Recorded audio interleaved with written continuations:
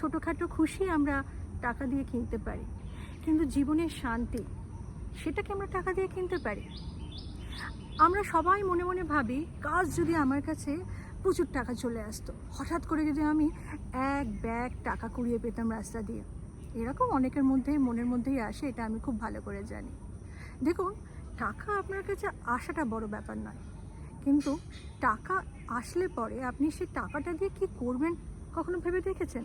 হ্যাঁ, আপনি হয়তো এক্ষুনি বলতে পারেন যে আমি সেটা দিয়ে গাড়ি কিনবো, বাড়ি কিনবো, গরিবদেরকে দান করব, বাবা মায়ের জন্য কিছু করব, দুস্থ লোকেদের জন্য কিছু করব, বাচ্চা অনাথ আশ্রমে গিয়ে কিছু করব, আর আমি একটু দেশ বিদেশে ঘুরে বেড়াবো, এক্সপ্লোর করব।